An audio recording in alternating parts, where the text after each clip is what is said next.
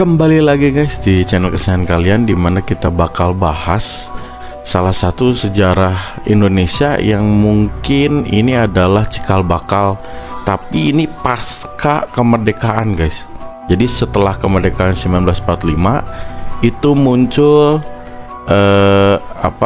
salah satu angkatan militer ya, bentukan Belanda yang juga berisikan antar etnis.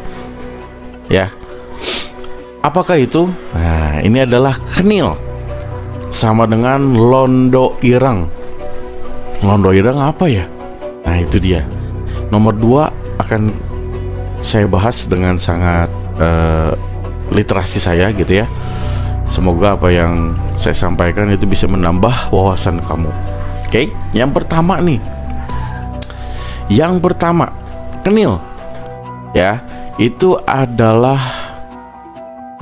bentukan Belanda yang juga salah satunya prajuritnya itu berisikan dari berbagai suku di Nusantara seperti Jawa, Ambon, kemudian Minahasa itu di Sulawesi gitu ya, dan Timur.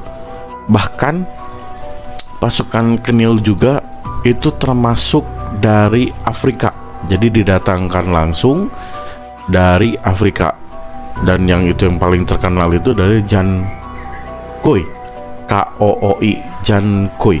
Itu dia salah satu prajurit yang sangat membanggakan menurut Kenil ya, atau Londo Ireng. Nah, ini ya. Jadi sebenarnya ini multi etnis. Jadi tidak hanya orang Indonesia yang juga tergabung di dalamnya, tapi juga ada etnis luar atau Afrika ya, yang disamakan perlakuannya gitu ya. Jadi dia diistimewakan sampai seperti orang Eropa. Oke.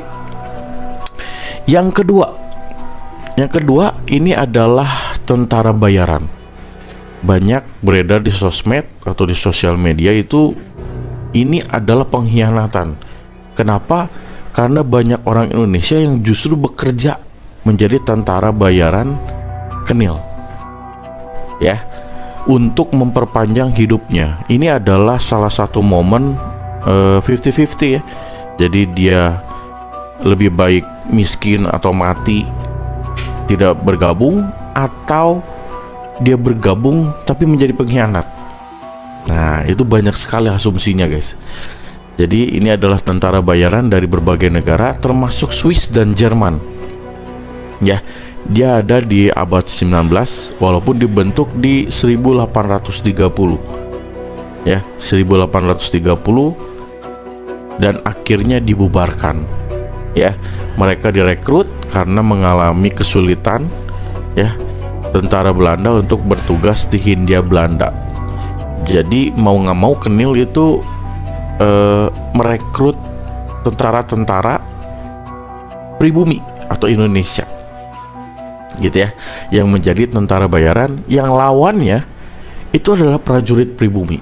Bayangin guys, direkrut dari orang pribumi untuk melawan ya, contohnya nih perang Aceh. Jadi dia melawan pribumi juga ya. Makanya disebut di awal itu adalah sebuah pengkhianatan. Next. Yang ketiga, ini adalah bom waktu tinggalan Belanda tahun 2007. Tepatnya perihal di sini ada 33.000 orang yang ikut. Jadi lebih banyaknya itu adalah orang Jawa, Manado, Ambon. Ya, besaran persennya 39%, 15% dan 12%. Nah, ini kayak data statistiknya aja ya. Jadi disebut bahwa ini adalah bom waktu, tapi tinggalan dari Belanda gitu ya. Ini data statistik prajurit yang memperkerjakan orang pribumi Indonesia. Oke.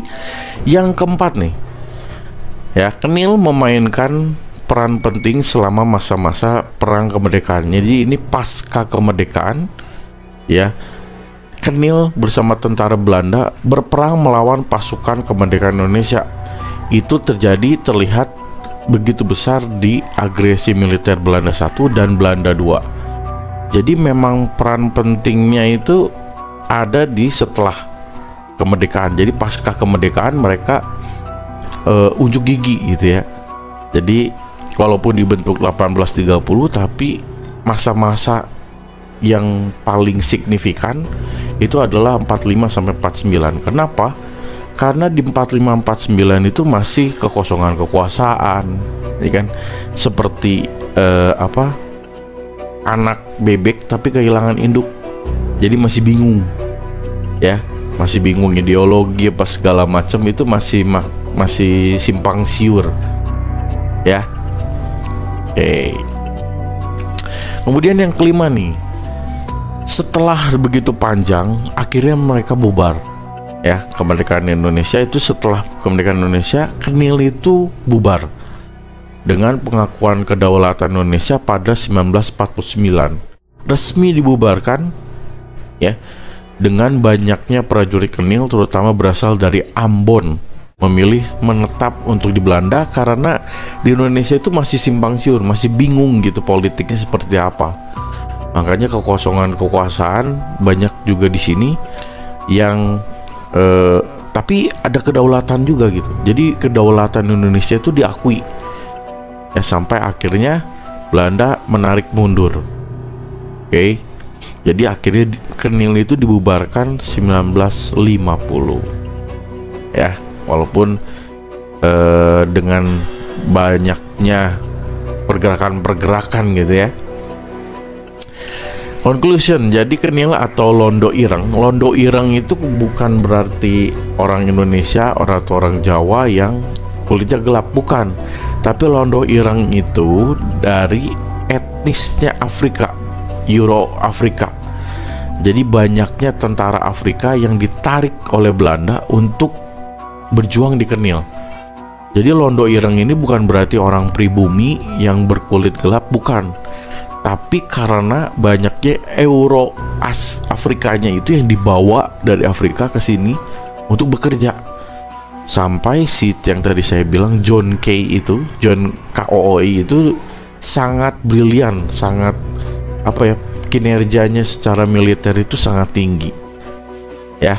Kemudian di tahun 1950-an yang membutuhkan orang terlatih untuk membaca situasi pasca kemerdekaan.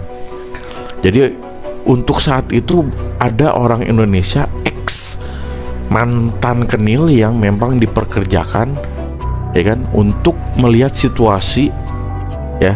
Jadi antara pengkhianat atau dihaniati ini, gitu ya. Ini mungkin ada kurang atau lebihnya dari pemahaman saya yang memang tidak bisa dijelaskan di sekolah gitu ya, secara mendalam seperti ini. Oke, jangan lupa like dan subscribe. Sampai ketemu di video selanjutnya. Semoga kalian terhibur. Bye.